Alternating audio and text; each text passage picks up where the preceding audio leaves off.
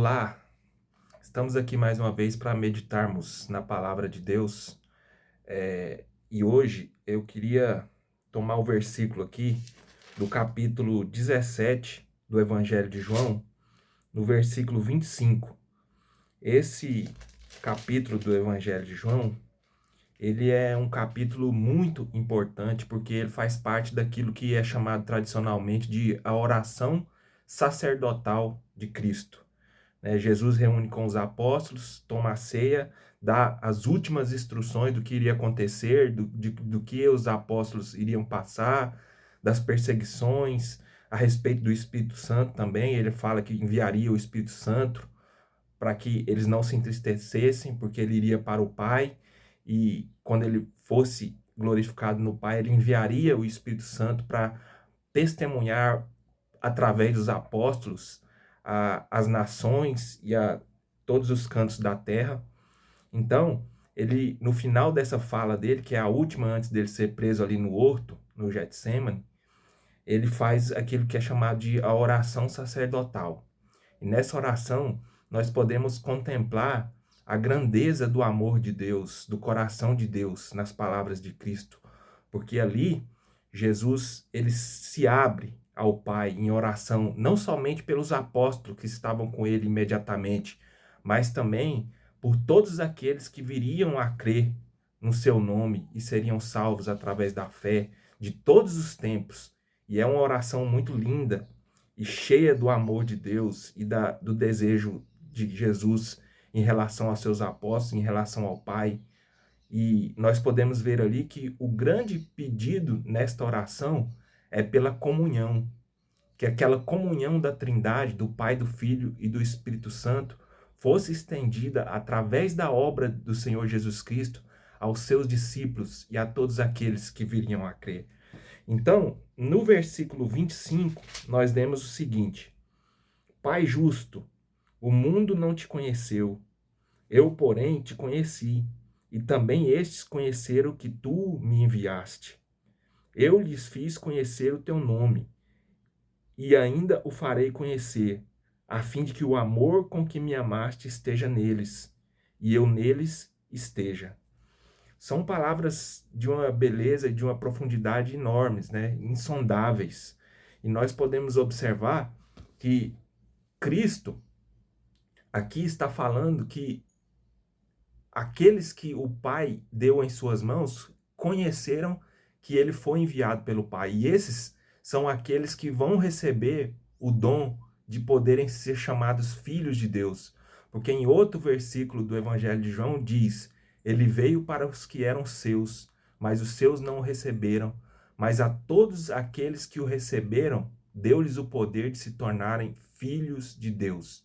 E o que ele quer com essa expressão filhos de Deus é abrir esta comunhão, que é um dos maiores mistérios da fé, que é a comunhão da Santa Trindade, o Pai, o Filho e o Espírito Santo, da comunhão de Deus com Deus desde todos os tempos, desde a eternidade, desde antes do princípio dos tempos. E ele quer abrir à sua igreja essa comunhão.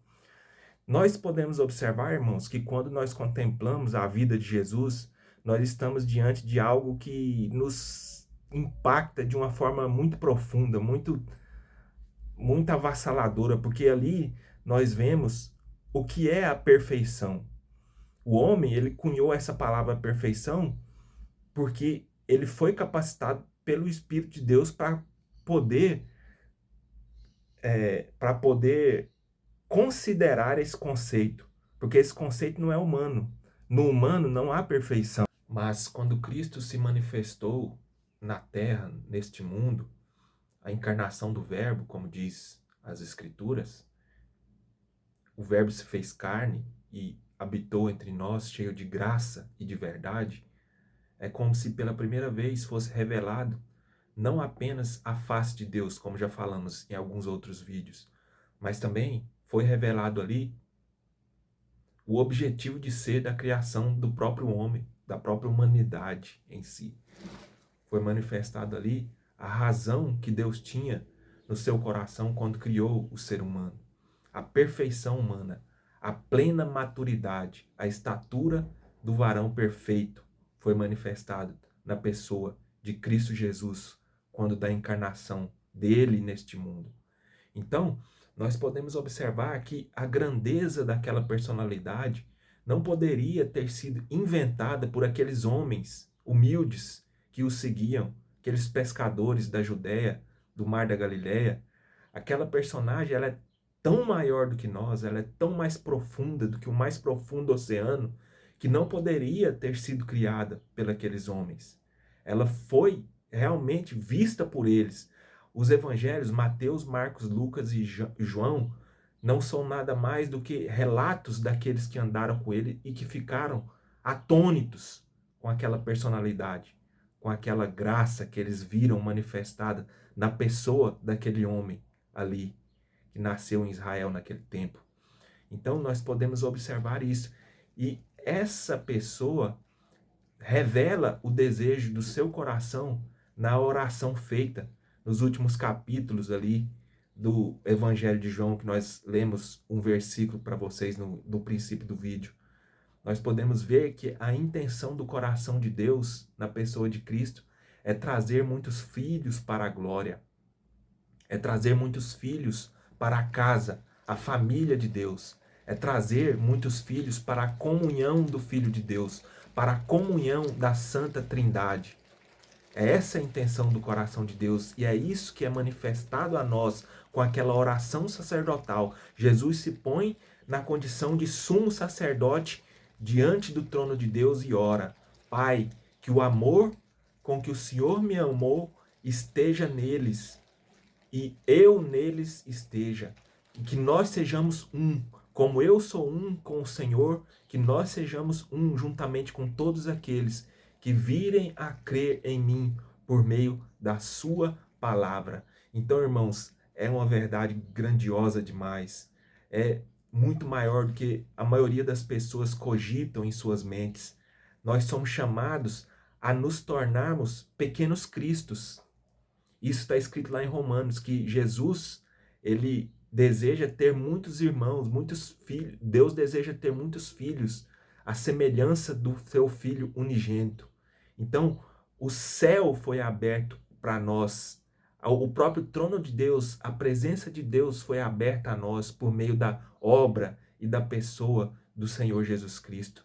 E nós agora podemos contemplar com o nosso rosto a própria face de Deus na face de Cristo. O apóstolo Paulo diz que como num espelho, e somos por essa contemplação transformados na sua imagem para um dia estarmos com ele na glória por toda a eternidade. Então, irmãos, vamos nos animar e levar mais em consideração a palavra da fé, a palavra ministrada pelos apóstolos, porque há uma grande recompensa, há uma grande vitória, uma grande riqueza para aqueles que esperam desde já o Filho de Deus neste mundo, que está perto de voltar, trazendo do céu a sua salvação para todos aqueles que creem no seu nome. Então, se você tem dificuldade de tomar a Bíblia como um livro inspirado por Deus, eu peço encarecidamente que você faça o exercício de pegar os evangelhos e tomá-los como um escrito literário meramente, com isenção, sabe? Como se fosse, assim, um Homero, ou um Hesíodo, uma Odisseia, uma Ilíada, um Macbeth de Shakespeare. E você verá naquela personalidade descrita ali nos evangelhos algo maior que tudo, como se fosse a própria equação que dá sentido a toda a existência. É isso que você vai encontrar ali. Não leia de uma perspectiva meramente técnica em termos de literatura, porque olhando num aspecto meramente literário, podemos imaginar que esses escritos gregos e os escritos da antiguidade sobre mitologia, sobre os heróis, eles são de fato considerados um pouco mais elaborados do que os descritos pelos apóstolos nos evangelhos. Até por causa das circunstâncias que aqueles homens viviam, as coisas pelas quais eles passaram. Mas tome-a, olhando aquela personalidade descrita ali do Filho de Deus, com isenção, numa perspectiva psicológica, e você verá que ali está algo muito maior do que qualquer ser humano já imaginou ou pôde confabular em todos os tempos.